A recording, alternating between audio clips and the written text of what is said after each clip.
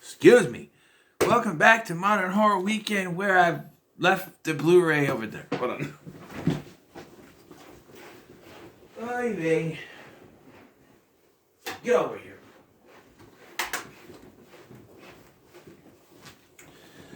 Okay, we're taking a look at the movie Ma from 2019's Blumhouse release. Directed by Tate Taylor, who actually contacted Octavia Spencer for this role. Because he directed her in The Help. This is her first big starring role, I guess. And she plays Ma, basically. Her name is Sue Ann. And the story is this girl named Maggie. She's moved to this town. Apparently it was her mother's hometown, I guess. And she becomes friends with this group of popular kids. And they want to get drunk, so they're taking turns standing outside of a liquor store trying to get someone to buy booze for them. When they come across Sue Ann, she at first is dismissive and says, "No, I don't want to." And then notices the van that they're driving has a name on it. They connects with her, so she agrees to do it. And she acts like she's their adult friend that's giving them booze. And then it starts to get darker, and then we delve into her past, and maybe not everything is as good as it seems. So, okay, first and foremost, I had no interest in seeing this when this first came out. I had nothing. Saw the trailers, didn't care. It looked too goofy, and the trailers, this wasn't marketed the best. The trailers showed key scenes in the film later that were both spoilery and misleading at the same time. And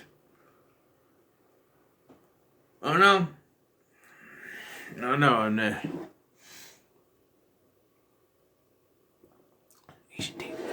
But yes. So, like I said, Maggie's our main character, played by, let's see, her name, Diana Silvers. And she's come back to town, I guess, with her mom. Her mom used to live in the town. Her mom played by, I lost the name, Juliette Lewis, that's right. I lost the name, it was in my head, Juliette Lewis. And she gets a job at this casino or something like that, working for this guy. And so Maggie's left alone because her mom is going to work and everything. On a day they're planning to go to a music festival, she has to work, so she takes up the offer to join her friends at a party. But the party was canceled, so they're just going around with in a van to get drunk, and they stop at this liquor store and try to not tell people, try to hey mister their way into getting booze, but no one says yes. He's like, no. Until Ma comes along, and she says, or Sue Ann, I should say, she comes along and she says no at first, and then notices the van has the name Hawkins on it. I think it's Hawkins. And something like that. And so she takes a sudden interest. The Hawkins is actually the main character, not main character, but the main guy, I guess. Andy, his dad, Ben, played by Luke Evans. And Andy is actually played by Corey Fogelmanis, who you may know as Farkle on Girl Meets World. But, I'm like, oh shit, it's Farkle. But, yeah, he got tall, man, he's tall. But, yeah. So I want to point out something. All of the teenage actors in this are of age. They're over 20, in this movie. And But that doesn't take away the fact they're supposed to be 16. Remember that. Must be 16, and they're getting booze at 16.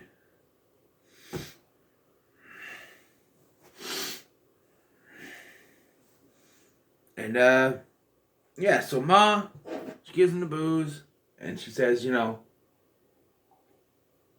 irresponsible, no drunk driving, and stuff like that. And we go out to the rock quarry, which is a hangout, I guess.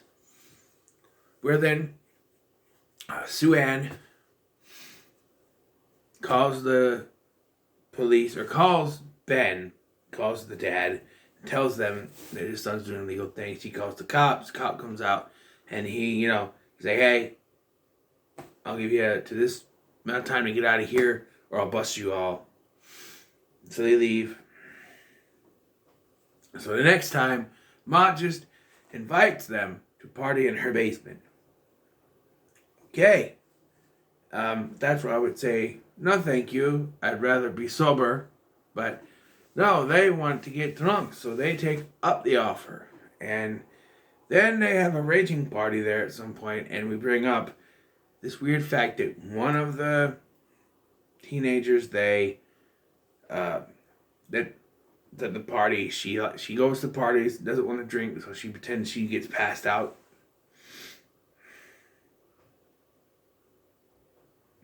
I don't know. It's really weird, and that comes back later. It doesn't really make any sense. So before I continue, I gotta say this movie, I liked it better than the last Exorcism. Believe me, I did. Here's the thing.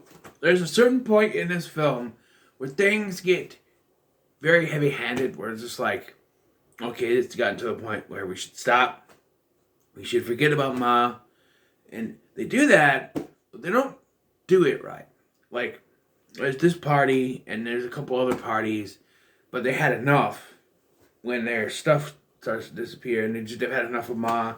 It's, the whole thing of partying has gotten to be too much. And this whole time, Ma, she's working out a plan, a revenge plan of some sorts, using the kids, so. But they've had enough. It's become stagnant, I guess you could say, stale. So they've had enough. And they're also becoming wise to Ma's ways. At this point, it becomes obvious they should call the cops.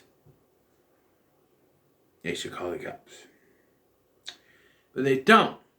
And there are several moments in this film where they should call the cops, but they don't, because if they do, there'd be no movie. And so it comes down to the fact that our characters have to be stupid so that the plot can exist. And I hate those kinds of movies. I don't hate this movie, but I don't like that kind of plot line. Whoever wrote this, Scotty Landis, it's a lazy script. Our characters should have called the cops 2 or 3 times before the climax of this film, but don't. And it doesn't make any sense that the climax even happens the way it does. Especially since Maggie and her friend Haley, they go to Ma's house to look for their jewelry that was stolen, and they find Ma's daughter there, Sue Ann's daughter, Jeannie, who is not really in a wheelchair, but she goes around like she is, and is not allowed to go to school. Because I'll tell you this, we get flashbacks. Apparently, Sue Ann was mistreated in high school. She was at this party, and she was tricked into going down on another person's like she thought it was Ben, but it was someone else, and some people said this is rape. Now, I'm not gonna disagree fully, but she agreed to it, and she thought it was Ben. She wasn't forced. She wasn't pressed on him. She agreed to it. She did it of her own volition. It's not rape. Not in the sense that they forced her to do it. Yes, they tricked her But she still agreed to it because she thought it was someone else. I don't think that construed as rape, but I'm not 100% sure. Involuntary blowjob, maybe? I really don't know. I don't know. But I really don't think it's... Maybe it is. I don't know. I'm not an expert. If I'm wrong, let me know. Please be nice about it. Don't say, oh, you're a fucking idiot. It's rape. No, be nice, please. Please. Be nice about it. I really am not 100% sure on this. So, don't. Go at me, bro. Don't get at me, bro. But don't at me. Don't at me, bro. But, yeah, so it's at this point that backstory comes to light. And I get confused. Are we supposed to feel sorry for her? Or are we supposed to think she's a psychopath? Obviously, she's a psychopath, but with all this backstory we're getting, it's like we're supposed to be sorry for her, but it's not. She tells them that she has cancer, which is bullshit. She's trying to get sympathy points, which works. Eventually, and I really don't understand this, the dog gets, Maggie's dog gets attacked by someone or something. And so, because Sue Ann has introduced herself to Maggie's mom, and they used to go to school together, she wants to call Sue Ann, but Maggie is then forced to tell her what's been going on, and that double standard bitch grounds her daughter. And what I mean double standard is that she was doing the exact same fucking thing. I hate this. I hate this with parenting, alright? Your parents will ground you for doing the exact same fucking thing they did in high school. And it's all, oh, I'm doing this to teach you a lesson. My parents never did that with me, and I'm doing it to teach you a lesson. That's double standards. You can't say, oh, I did that when I was in high school, and then punish your children for doing the same fucking thing. Especially if you did not get punished for it. And you can't turn that around and say, oh, I didn't get the punishment I deserve, and if I did, I would have turned out better than I am. I would have been a better person. Or you could even say, there's even those that they did get punished. They're like, oh, well, my mom, my folks, they punished me, and now I understand their point of view on the situation, and I'm not going to let that happen. And I'm just like, it's, in my mind, you can't punish your kids for something you did. Like, let's say when you were in high school, you smoked weed, right? And back then it was highly illegal, whatever. And then years later, your teenage son or daughter smoking weed, and you go off on them. You did it. You did it, and you can now not say, oh, you can't smoke weed, that's bad for you. But you did it. You know? There's also those other standards where, you got a mother who smokes, and she goes off the kids, well, smoking is bad for you, you shouldn't do it. While you're waving a cigarette at your child saying not to do it. You do it. How do we know not to do it if you're going to do it? This is not the situation with this, but she did the exact same things that they were doing. Going out, partying, underage stuff. And then she's throwing it back at her, saying, oh, you're grounded, you got to stay in here. You can't. It's like, no, you can't do that when you did that. And you can't throw it back at your daughter. You can't punish your daughter for your misdeeds. Punish yourself. Don't punish her. It's not fair. You know what I mean? And that's the whole thing with this movie, is that Ma is punishing these kids for something their parents had done to her. She gets back at Ben because he invites her out for drinks, and then he throws it on the table that he has a tracking device in his son's hand. And so she steals the tracking device and tricks him to come to her house, where she strips him down butt-ass naked. She drugs him, strips him naked. We see a fake penis. And then she acts like she's going to chop it off, but she doesn't. She injects him with dog blood and then slits his wrist. And I'm just like, what kind of kill is this supposed to be? What's the point of injecting him with dog blood if you slit his wrist? I don't understand. I don't get it. She also kills his girlfriend, which is the first kill that comes an hour and 10 minutes into the film. That's too long for a kill, man. I know the trailers made it look like it was a slasher film, but it's not. It's a psychological horror film. Problem is, many people went into this film thinking it was going to be some kind of a slasher. And when you wait till an hour and 10 minutes to have your first kill on account, that's too long. Even if it's not really a horror film, you need some, or not horror film, slasher film, you need some kind of first kill at least a half hour in. But you don't do that. An hour and 10 minutes in, she runs over the girlfriend, which is kind of funny. And then we get revealed that her boss was killed off screen, played by Allison Janney, so that's a waste of an actress, but she was also in The Help, so I guess it was a favor. I don't know. And on top of the alternate ending, I have a bit of a complaint with the alternate ending, but we'll get there. So, yeah, Ben's dead. And then Maggie gets a message on her laptop, but she's grounded. So, and when you're grounded, you're not supposed to have that stuff, but okay. At least I never had it. I wasn't allowed any electronic stuff when I was grounded, but, you know. So Maggie sees that everyone is partying at Ma's house, and I went, whoa, wait. Booze be fucking damned. Especially Haley should know this. Ma has been stealing from them when they go there. She's been acting weird. They've all had enough of her, but now because it's someone's birthday, Chaz's birthday, they go and party, and they say, oh, it's just the old gang.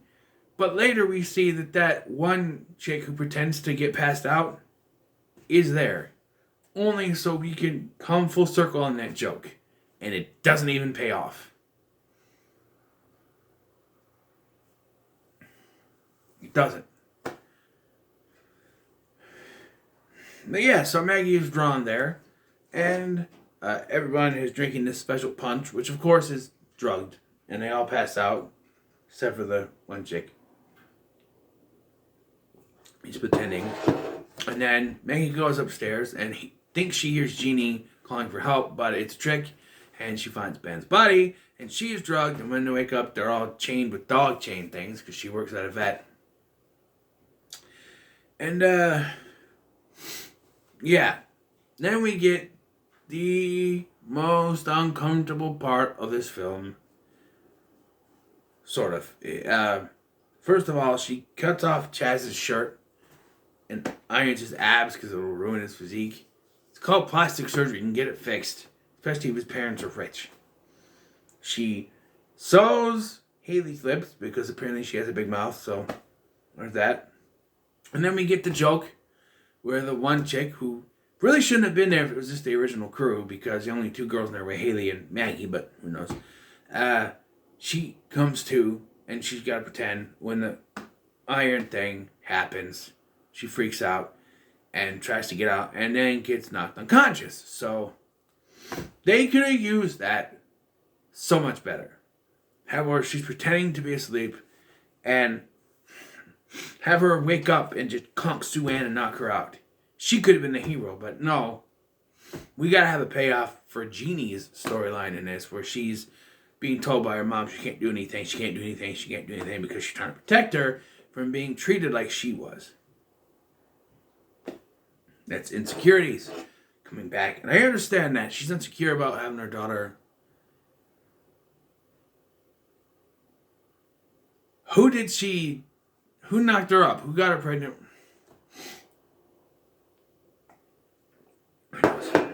I thought it was going to be revealed that Ben was the father and that she tried to back out and she was raped. And that was the result of it. But it didn't happen that way, and that was... Sorry about that. And that's fine. That's fine. You didn't need that. But, yeah, so...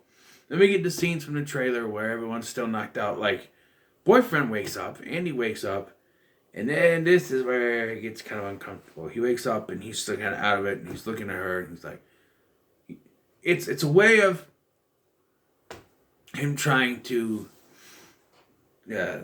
figure out a way to get out of there, but he's like, I love you, and then they kiss, and I'm like,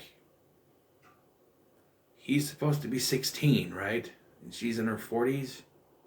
I know the actor was in his 20s, but he's supposed to be 16. It's just too weird. But then she stabs him, so that didn't work. And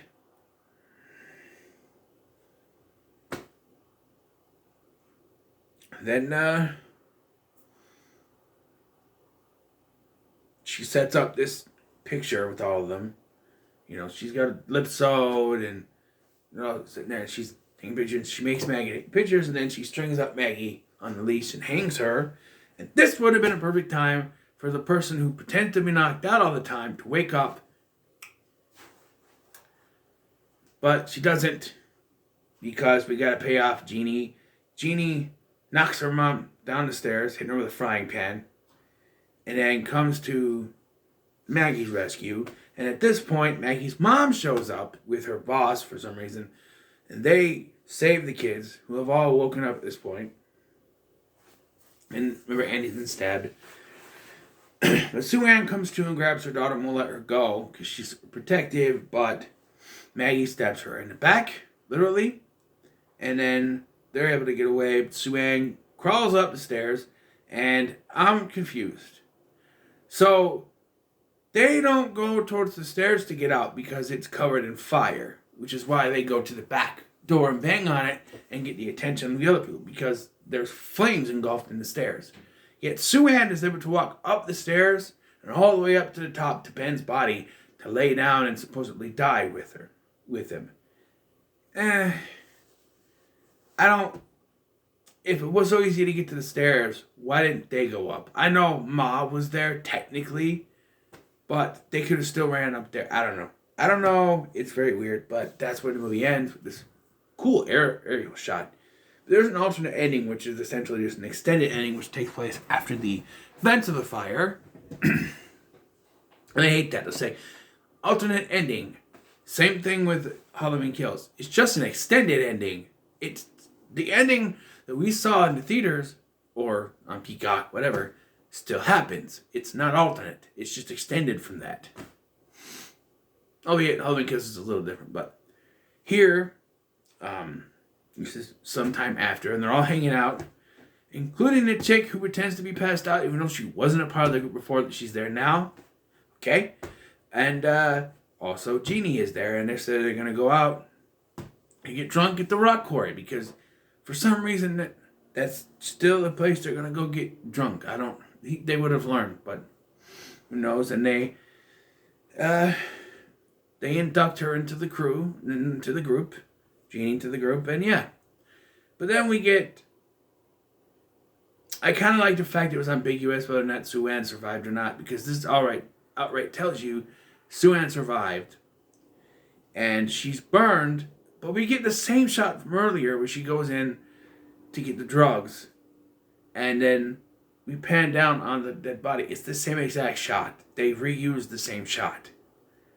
And then it just ends. And it's like, no, I see why they chose to cut it at the house burning, because it makes more sense to leave it ambiguous.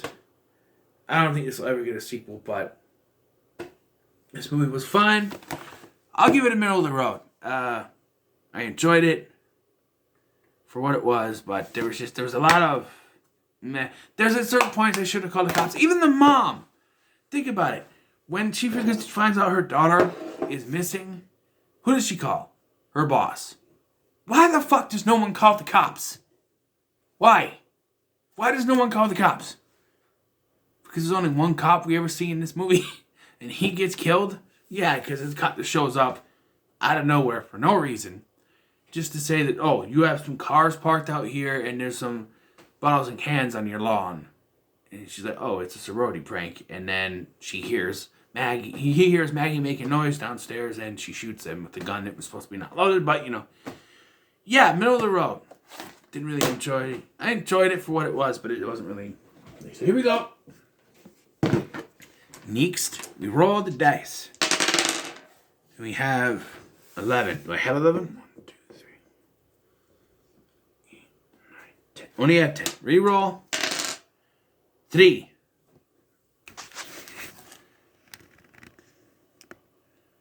Is it there yet?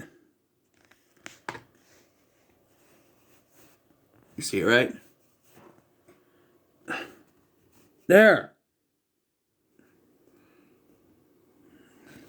It's right on it. Why isn't it? 3. I'm just going to start lifting it up so you can see it because it's easier than 1, 2, 3.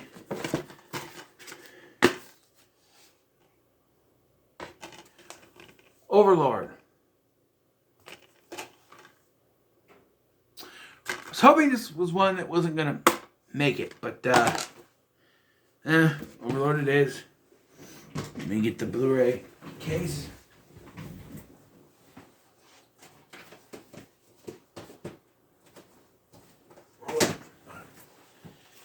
Overlord, which was originally supposed to be a Cloverfield movie, but they changed it.